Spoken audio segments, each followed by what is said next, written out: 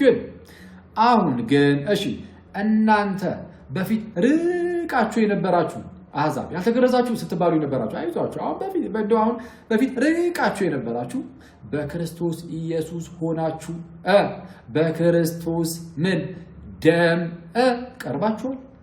አረ ኖ በክርስቶስ በኩል የሚለው እንደው ትንሽ እንኳን የሚጨንቅ ነገር አለው የሚያቀብ ይሄ ቤተክርስቲያን ገጽታ እናበላሽ በጌታ ይሄ ውርደት ነው። በክርስቶስ በኩል የሚለው የታመነ ትምህርታችን አለቀ። ርቀው የነበሩት እነርሱ በማን ቀረቡ? ርቀው የነበሩት አሕዛብ በክርስቶስ ደም ቀርባችኋል። ከዛስ እንዲላል እርሱ እኮ ጌታ ኢየሱስ ሰላማችን ነው። ተመልከቱ እነዛ በተገረዙት እና ባልተገረዙት መካከል ራሱ ጥል ነበር ብያቸዋለሁ። ስለዚህ ጳውሎስ ምን አለ? እርሱ እኮ ሰላማችን ነው። ጌታ ኢየሱስ ሰላማችን ነው። እሺ ሁለቱን ያዋሃደ ማንና ማንን? የተገረዙትን አይሁዳውያንን ካልተገረዙት አሕዛብ ከግሪክ ሰው ሁለቱን አዋሃደ፣ አንድ አደረጋቸው። ሁለቱን ያዋሃደ በአዋጅ የተነገሩትንም የትእዛዛትን ሕግ ሽሮ ማለት ይሄ በግዝረት ምናምን በኩል የነበረውን ይሄን ጥል ማለት ነው። ይሄን ሽሮ ምን አደረገ? በመካከል ያለውን የጥል ግድግዳን በስጋው አፈረሰ። በመካከላቸው ያለውን የጥልን ግድግዳ ያፈረሰ በአሕዛብና በሕዝብ በአይሁዳውያንና በአሕዛብ ወይም በተገረዙትና ባልተገረዙት መካከል ያለውን የጥልን ግድግዳ በስጋው ያፈረሰ። ይህም ይላል ከሁለታቸው ከነዚህ ማለት ነው ከነዚህ ከሁለት ሕዝቦች ከሁለታቸው አንድን አዲስን ሰው በራሱ ይፈጥር ዘንድ ሰላምንም ያደርግ ዘንድ ነው። አንድን አዲስን ሰው ይፈጥር ዘንድ ማለት ከአይሁዳውያንም ከአሕዛብም የሆነ ምን አይነት አዲስ ሰው? በክርስቶስ የሆነ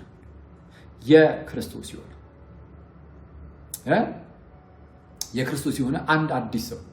አሕዛቡም ይመጣና በክርስቶስ ኢየሱስ አምኖ ሲጠመቅ ከጌታ ጋር አንድ ይሆናል።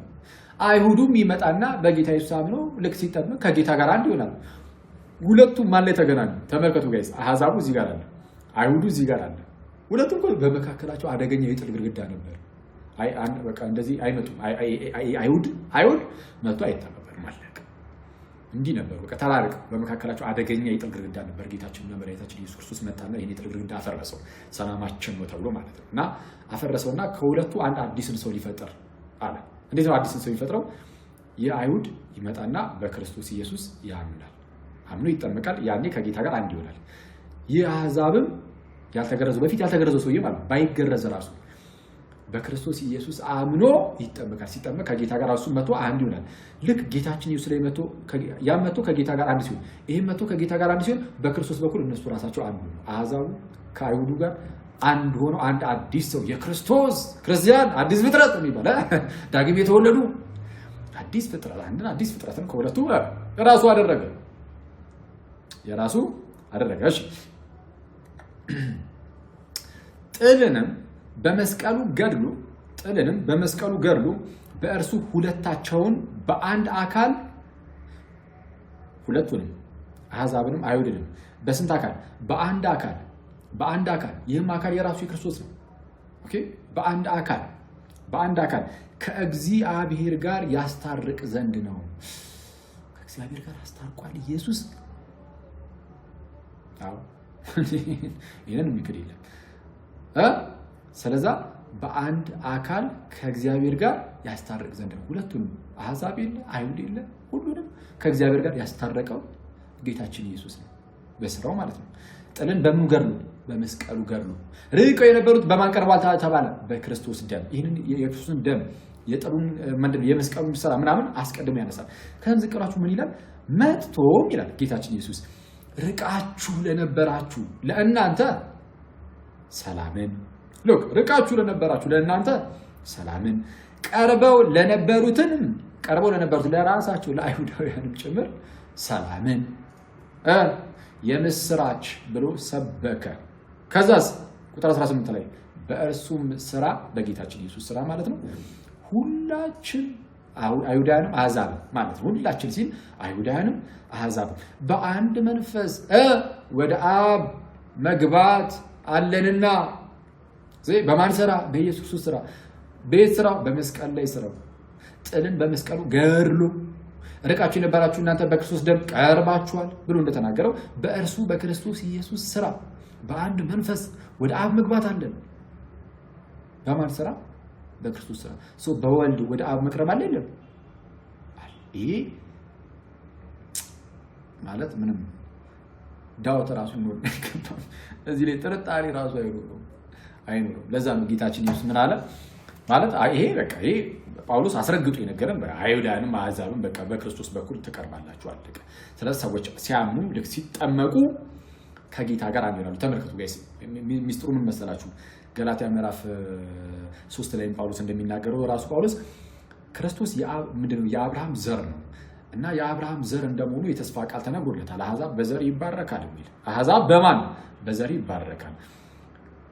ክርስቶስ የአብርሃም ዘር ነው እና ክርስቶስ ልክ ሲመጣ አሕዛብ በዘሮች ይባረካሉ አልነበረም ያለው? የተስፋው ቃል ሲሰጥ ምንድነው ያለው? እስቲ አሕዛብ በዘሮች ይባረካሉ ነው የተባለው ወይስ አሕዛብ በዘር ይባረካል? አሕዛብ በዘር ይባረካል። እሺ ስለ ብዙዎች እንደሚናገር በዘሮች አይልም ይላል ጳውሎስ ገላትያ 3 ላይ። ስለ ብዙዎች እንደሚናገር በዘሮች አይልም፣ ይልቁንም ስለ አንድ እንደሚናገር በዘር ይላል፣ እርሱም ክርስቶስ ኢየሱስ። ስለዚህ የተስፋው ቃል ሲነገር የተነገረው ለእያንዳንዱ በአብርሃም በኩል ለሚመጡ ለዛ ሁሉ አይሁዳውያን ሕዝብ አይደለም። የተስፋው ቃል የተነገረው በክርስቶስ በኩል ብቻ ነው፣ ስለ ዘሩ እንጂ ስለ ዘሮች ሁሉ አይደለም። ስለዛ ስለ ብዙዎች እንደሚናገር በዘሮች አይልም፣ ስለ አንድ እንደሚናገር በዘር ይላል፣ እርሱም ክርስቶስ ይላል ጳውሎስ። እሺ አሕዛብ በዘር ይባረካል ተብሏል። ስለዚህ የአብርሃም ዘር ደግሞ ክርስቶስ ነው፣ መሲሁ ነው፣ ተገለጠ። መሲሁ ልክ ሲመጣ ዘሩ ማለት ነው። በሰዓቱ የነበሩ የአብርሃም ዘሮች ነን እኛም እኮ የአብርሃም ልጆች ነን የሚሉ በስጋ እንደ ስጋ የአብርሃም ልጅ የሆኑ እንደሱ በሚፎክሩበት ሰዓት ጌታችን እውነተኛው የተስፋውን ቃል የተቀበለው የተስፋው መጨረሻ ላይ ፍጻሜ ላይ እውነተኛው የአብርሃም ዘር ተገልጧል። አሁን እውነተኛ የአብርሃም ዘር ለመሆን በስጋ መወለድ አይደለም የሚጠበቅብህ። አሁን እውነተኛ የአብርሃም ዘር ለመሆን በሐዲስ ኪዳን ክርስቶስ ላይ መጣበቅ ነው። ምክንያቱም የተስፋው ቃል የተሰጠው እውነተኛው የአብርሃም ዘር ክርስቶስ ኢየሱስ ነው። በስጋ ማለት ነው። በስጋ የአብርሃም ዘር ነው ኢየሱስ እንደምታውቁት እና ለዛ ነው የማቴዎስ ወንጌል ሲጀምር የዳዊት ልጅ የአብርሃም ልጅ የኢየሱስ ክርስቶስ የትውልድ መጽሐፍ ነው የሚጀምረው። ለማንኛውም ሰዎች በዚህ የአብርሃም ዘር በሆነው በኢየሱስ ላይ መተው ሲጣበቁ ወይም አንድ ሲሆኑ ከእርሱ ጋር በምን በጥምቀት ገላትያ 3:27 ላይ ምን ይላል? ከክርስቶስ ጋር አንድ ትሆኑ ዘንድ የተጠመቃችሁ ሁሉ ክርስቶስን ለብሳችኋል። ክርስቶስን ለብሳችኋል። አዎ። እነማን የተጠመቃችሁ? ለምን የተጠመቅን? ከጌታ ጋር አንድ ትሆኑ ዘንድ እንሆን ዘንድ ነው የሚለው ገላትያ 3:27።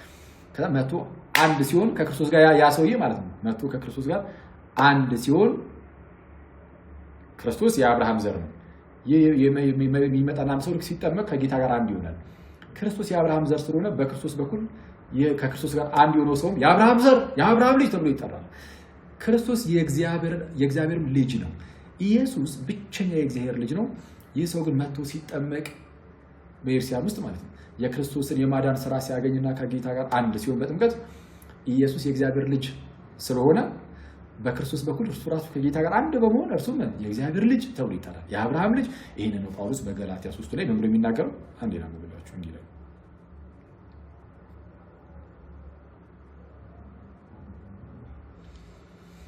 ከክርስቶስ ጋር አንድ ትሆኑ ዘንድ የተጠመቃችሁ ሁሉ ክርስቶስን ለብሳችኋልና አይሁዳዊ ወይም የግሪክ ሰው የለም፣ አይሁዳዊ የለም፣ የግሪክ ሰው የለም፣ ባሪያ ወይም ጨዋ ሰው የለም፣ ወንድም ሴትም የለም፣ ሁላችሁ በክርስቶስ ኢየሱስ አንድ ሰው ናችሁ።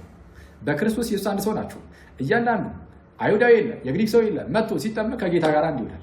አይሁዳዊ ይመጣና ከጌታ ጋር አንድ፣ የግሪኩ ሰው ወይም አሕዛብ ይመጣና ሲጠመቅ ከጌታ ጋር አንድ፣ ወንድ ይመጣና ሲጠመቅ ከጌታ ጋር አንድ፣ ቆንጂት ትመጣና ሲጠመቅ ከጌታ ጋር አንድ፣ ባሪያ ጨዋ መና ሁሉም ሲመጣ ሲጠመቅ ከጌታ ጋር አንድ።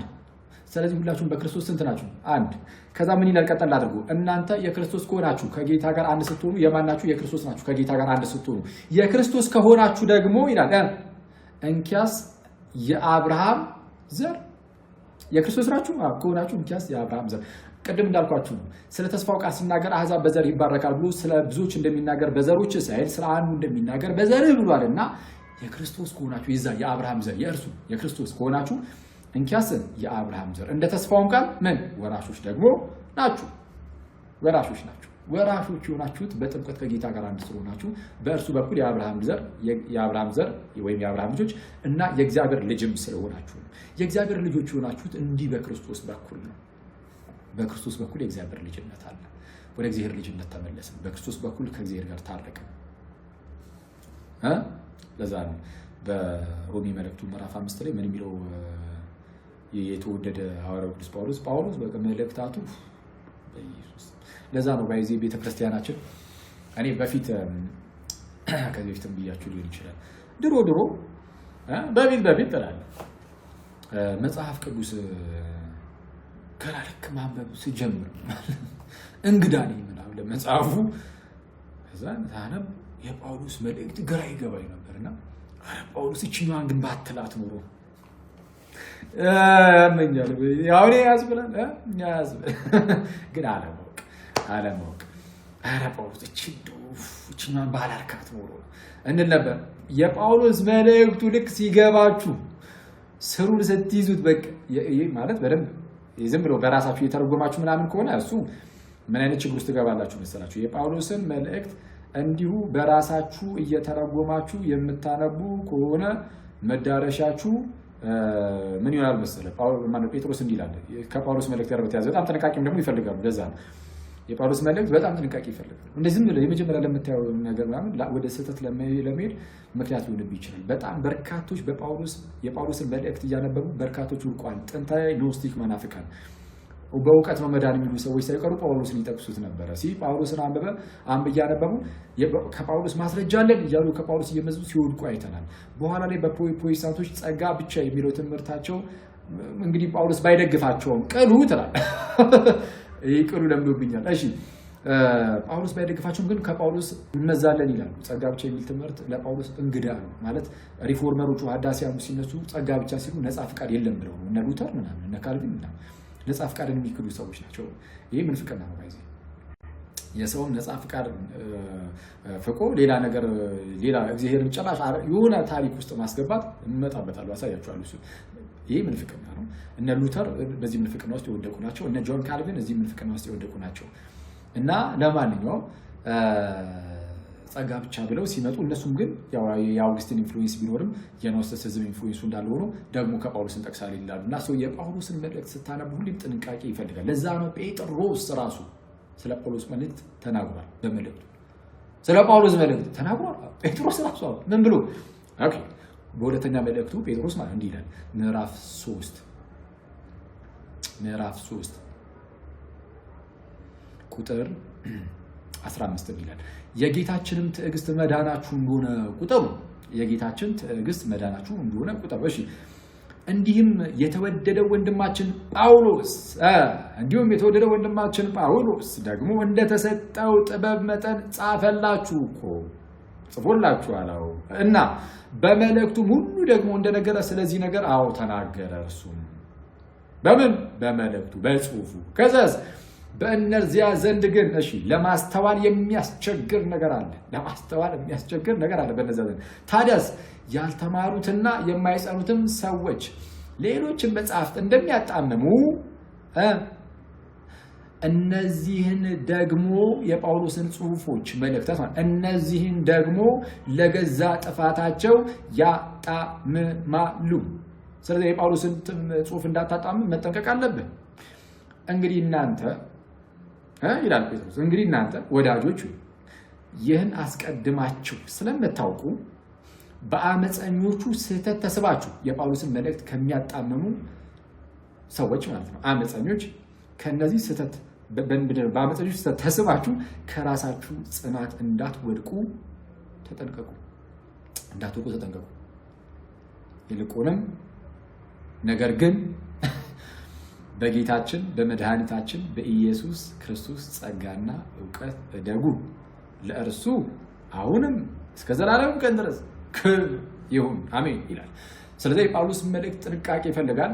እና በፊት እኔ ሳነበው እንዳልኳችሁ የተወሰነ ግራ ያጋባኝ ስለነበር ጳውሎስ እቺኛን ባላልካት ኖሮ አልነበረና ከዛ በኋላ ግን የተወሰነ እያነበባችሁ ስትሄዱ በኤርሲያን ውስጥ ስትማሩ ትንሽ ቢሆን ያኔ ጳውሎስን በቃ ትወዱታላችሁ። ከዛ በኋላ ከቅድስት ቤተክርስቲያናችን ጋር ሆናችሁ ምን ትላላችሁ? ተገንጥላችሁ አለ ከቤተክርስቲያን ጋር ሆናችሁ ምን ትላላችሁ? ቤተክርስቲያን በየቅዳሴው ምን ትላለች? ተውህቡ መራሁት ለአቡነ ጴጥሮስ ወድንግልና ለዮሐንስ ካልን በኋላ ምንድነው ነው ስለ ጳውሎስ ወመልእክት ለአቡነ ጳውሎስ እስመ ውእቱ ብርሃነ ለቤተክርስቲያን ምንድነው ይሄ መሪነት ቁልፍ ለጴጥሮስ ተሰጠው፣ ድንግልና ለዮሐንስ ተሰጠው፣ መልእክት መጽሐፍ ግን አረ ለጳውሎስ ተሰጠው፣ እርሱ ለኢርዛን ብርሃኗ ነውና ትላለች ቤተክርስቲያን። ከቤተክርስቲያን ጋር ሆናችሁ ጋይስ አንዴ የጳውሎስን መልእክት በደንብ መረዳት ከጀመራችሁ በኋላ በቃ ለፍቅሩ ጠብ ብላችሁ ጳውሎስ በጣም የተወደደ ሰው በጣም ወዳችሁት ከቤተክርስቲያን ጋር ሁሌ አረ መልእክትስ በቃ ለጳውሎስ ተሰጠው እርሱ ለቤተክርስቲያን ብርሃኗ ነውና እያላችሁ መናገር ትጀምራላችሁ። ስለዛ እና ያው የጳውሎስ መልእክታት በጣም የሚደንቁ ናቸው። እና ማንኛውም ወደ ቀድሞ ነገር ስንመለስ የተወደደው ጳውሎስ ደግሞ በሌላ ስፍራ በነገራችን ላይ የጳውሎስ መልእክት ሁሌ ነው የምናነበው ታውቃላችሁ። ቅዳሴ ካለ በቃ እዛ ቅዳሴ ላይ ሁሌ በቤተክርስቲያናችን ውስጥ የጳውሎስ መልእክት ይነበባል። የጳውሎስ መልእክት የማይነበብበት ቅዳሴ የለም። እና ቅዳሴው ከተነበበ በኋላ ራሱ ምንድነው ቅዱስ ሐዋርያው ጳውሎስ ሰናየ መልእክት ፈዋሲ ያን አረምሎ ይርኩበት አረ ዛሬ ጋር አጣመይ አስቁሙኝ በኋላ እንዳትሉኝ አሁን ብታስቁሙኝ ይሻላል። አይ ግን የምር ግን ሰናየ መልእክት የበጀ የተወደደ ቅዱስ ጳውሎስ ሆይ እያለ ነው ምናዚህ ነው መልእክት የተወደደ ቤተክርስቲያን ከጳውሎስ መልእክት በደንብ ፍቅር የያዛት ናት። በጣም ነው የምትወደው የጳውሎስን መልእክት።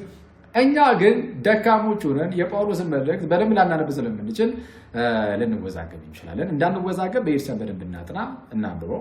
ኦኬ በቤተክርስቲያን መረዳት።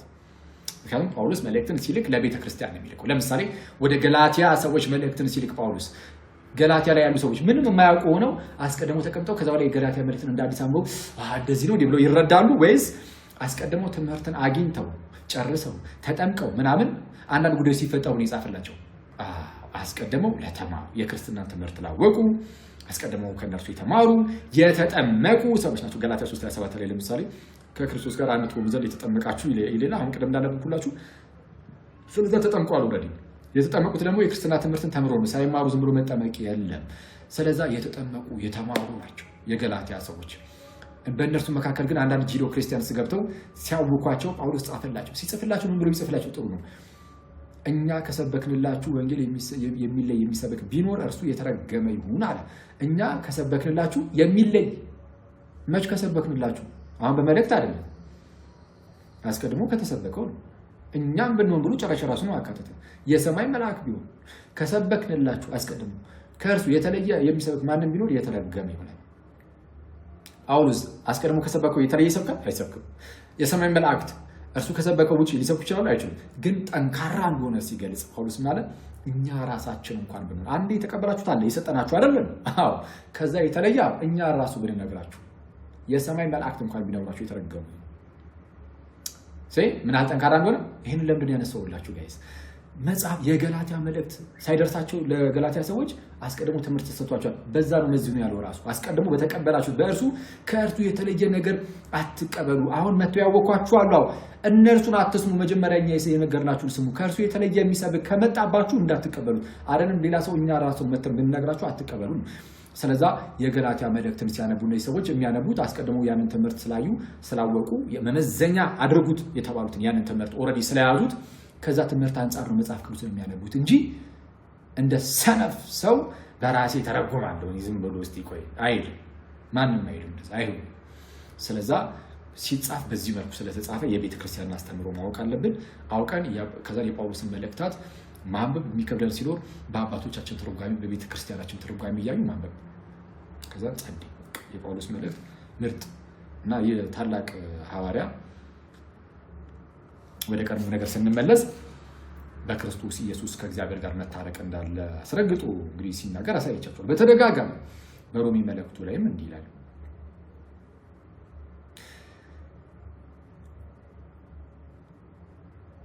እሺ ከቁጥር 5 ጀምሮ በተሰጠንም በመንፈስ ቅዱስ በተሰጠንም በመንፈስ ቅዱስ የእግዚአብሔር ፍቅር በልባችን ስለፈሰሰ ተስፋ አያሳፍርም። ገና ደካሞች ሳለን ክርስቶስ ዘመኑ ሲደርስ ስለ ኃጢአተኞች ሞቷልና። ገና ምን ሳለን? ደካሞች ሳለን ክርስቶስ ዘመኑ ሲደርስ ስለ ኃጢአተኞች ሞቷልና። ስለ ጻድቅ የሚሞት በጭንቅ ይገኛልና፣ ስለ ቸር ሰው ግን ሊሞት እንኳን የሚደፍር ምናልባት ይገኝ ይሆናል። ነገር ግን ኃጢአተኞች ሳለን ቸር ምናምን ስለ ጻድቅ ሰው ነው አይደል? ነገር ግን ኃጢአተኞች ሳለን ክርስቶስ ስለ እኛ እኮ ሞቷልና እግዚአብሔር ለእኛ ያለውን የራሱን ፍቅር ያስረዳል አይደል? አዎ ቁጥር 8 ላይ ነገር ግን ገና ኃጢአተኞች ሳለን ክርስቶስ ስለ እኛ ሞቷልና እግዚአብሔር ለእኛ ያለውን የራሱን ፍቅር ያስረዳል። ይልቁንስ እንግዲህ አሁን በደሙ ከጸደቅን በእርሱ ከቁጣው ደግሞ እንድናለን ካለ በኋላ ጠላቶች ሳለን ቁጥር 10 ላይ ጠላቶች ሳለን ከእግዚአብሔር ጋር በልጁ ሞት ታረቅን። ይልቁንም ከታረቅን በኋላ ደግሞ በሕይወቱ እንድናለን። ኦኬ ይህም ብቻ ደግሞ አይደለም፣ ነገር ግን አሁን መታረቁን ባገኘንበት በጌታችን በኢየሱስ ክርስቶስ በኩል በእግዚአብሔር ደግሞ እንመካለን። በጌታችን በኢየሱስ ክርስቶስ በኩል ደግሞ በእግዚአብሔር ደግሞ እንመካለን። ሰው ጠላቶች ሳለን ከእግዚአብሔር ጋር በልጁ ሞት ታረቅን። ስለዛ ከእግዚአብሔር ጋር እርቅን ያደረግነው ወይም ደግሞ እግዚአብሔር የታረቀን በልጁ ሞት በኩል ነው። በቃ አለቀ። ይሄን ማን የሚክድ ኦርቶዶክስ የለም።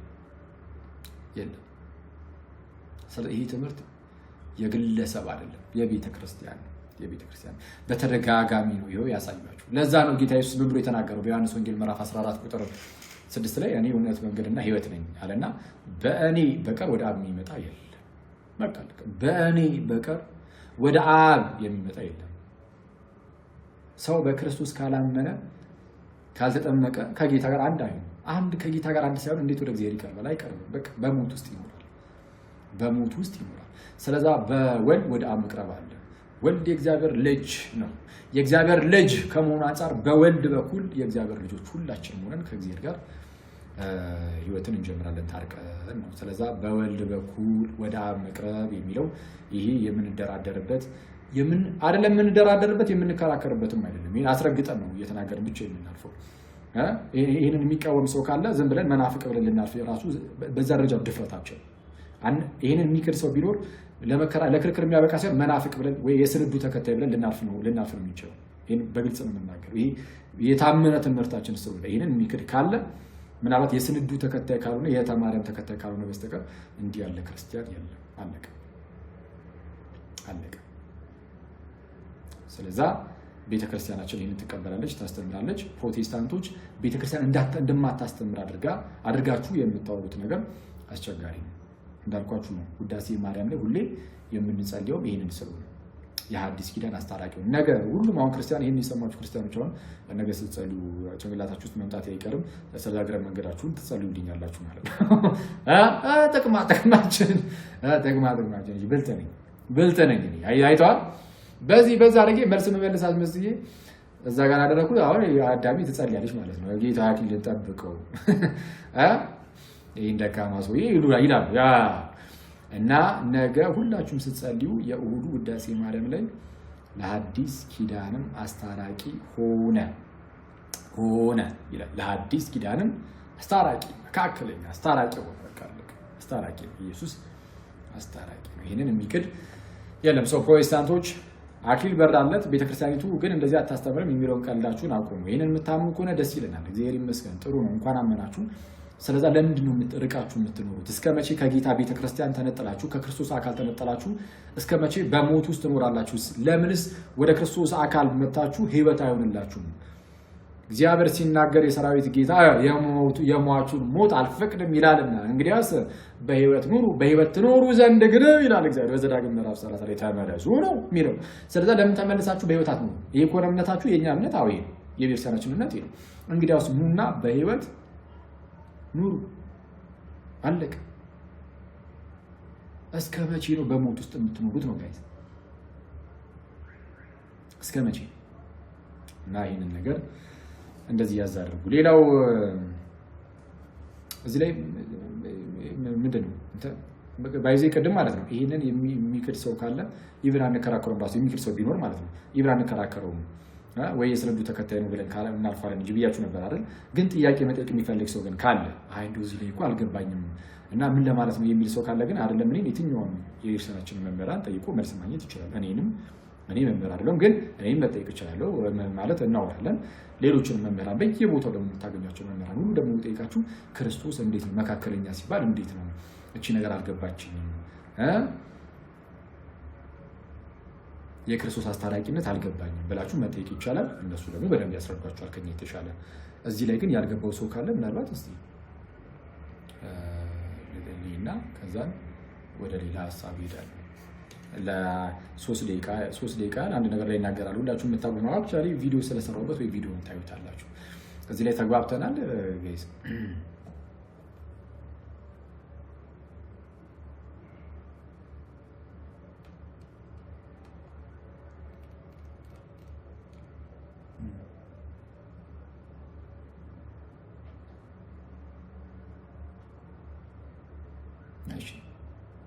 ቴንክ ዩ በጣም አሪፍ። እሺ በቃ ከተረዳችሁ 3 ደቂቃ ስጡኝና አንድ ነገር ላይ ዝም ብለን ሪፍሌክት እናድርግ። ያው ቪዲዮ ኦልሬዲ ሰርተንበታል ግን ዝም ብለን እንሂድበትና አንጨርሰን እንወጣለን።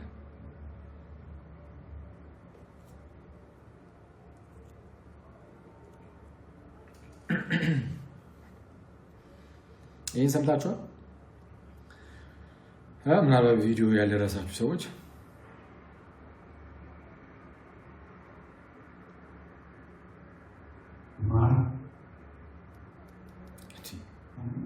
በጂፓስ አልከፈኩትም። በመቤት የወንድማችን የኤቢ እዚህ ቲክቶክ ላይ የምታውቁት ሰዎች ታውቁታላችሁ። በጂፓስ ከፍቼው እዛችሁ ያንተ ጎረቤቴን ከሰማ ጉር ብሎ ነው የሚመጣብኝ። ቀስ አድርገን እንክፈተው። የተአምረኛ የሆነ ሰው እስከለም እሺ አይ ቲንክ ክርስቲያን ነበረ ነው መሰለኝ በፊት እና በክርስትና ህይወት ውስጥ እያለ አንድ ነገር ግራ ይገባዋል ሐሳቡ። እሱ ምንድነው እንደው ስለ ማርያም የሚሰጠው ነገር ምናምን ነገር ያው እንግዲህ ክርስቲያን ውስጥ አውቀዋለሁ ግን መጽሐፍ ቅዱስን ሳነብ ከነ ጳውሎስ ምናምን ከነ ዮሐንስ ምናምን በቃ መጽሐፍ ቅዱስ ውስጥ ያን ያህል በጣም ብዙ ሽፋን ያልተሰጣትም እና አስደነገጠኝ አይነት ነገር ነው።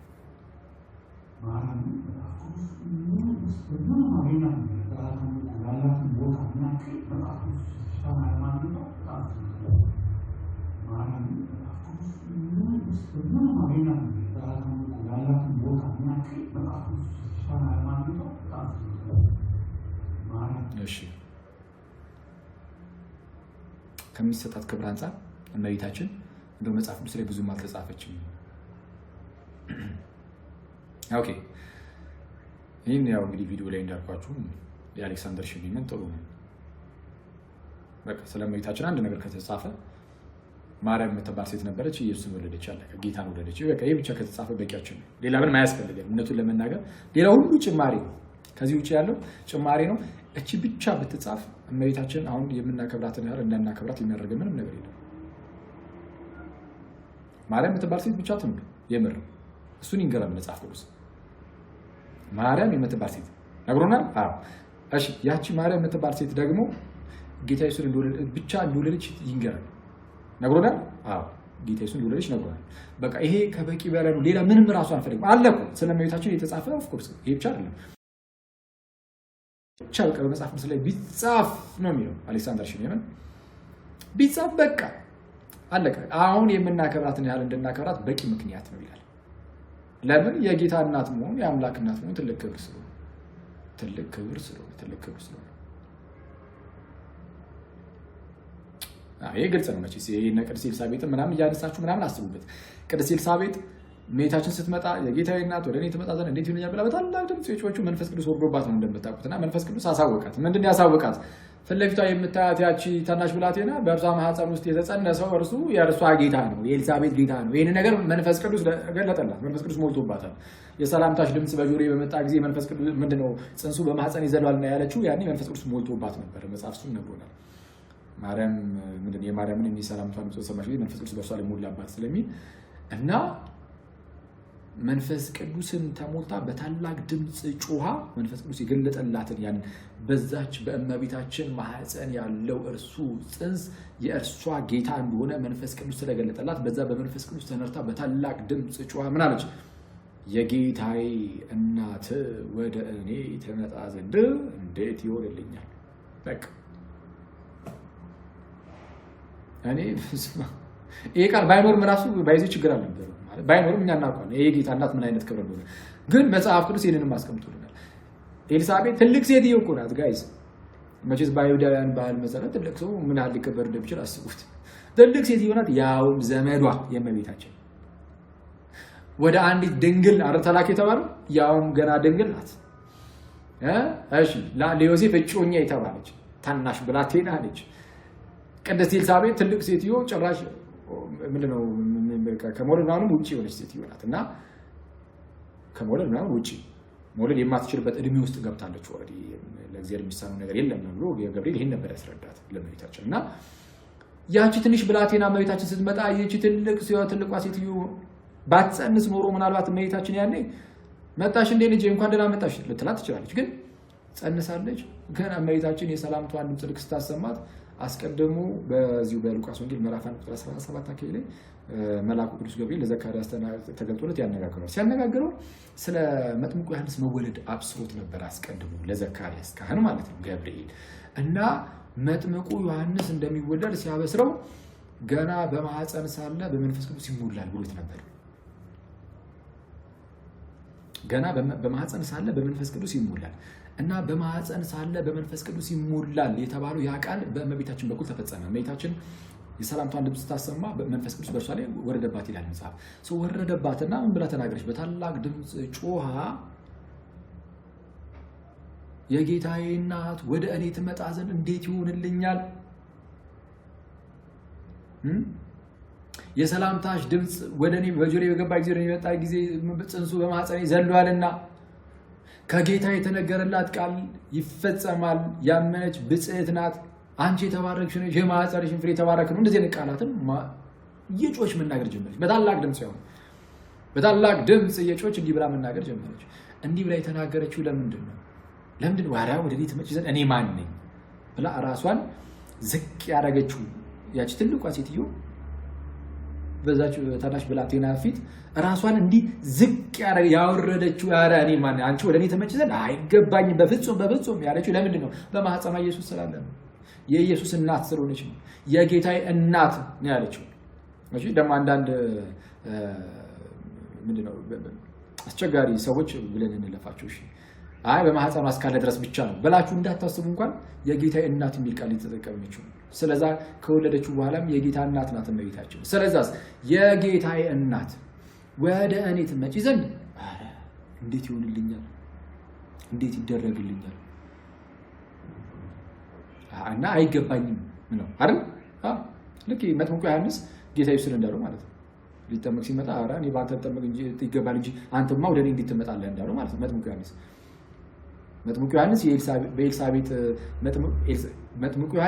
በኤልሳቤጥ ማህፀን ውስጥ የነበረ ነው። ጌታ ኢየሱስ ደግሞ በእመቤታችን ማህፀን ውስጥ የነበረ ነው በጽንስ ደረጃ። ኤልሳቤጥ እመቤታችንን ወደ እኔ ትመጪ ዘንድ እንዴት ይሆንልኛል አለቻት። እመቤታችንን በማህፀኑ ያለው ጽንስ ደግሞ በኋላ ከ30 ዓመት በኋላ በእመቤታችን ማህፀን ያለውን ጌታን ወደ እኔ ትመጣ ዘንድ እንዴት ይሆናል ብሎት ነበር።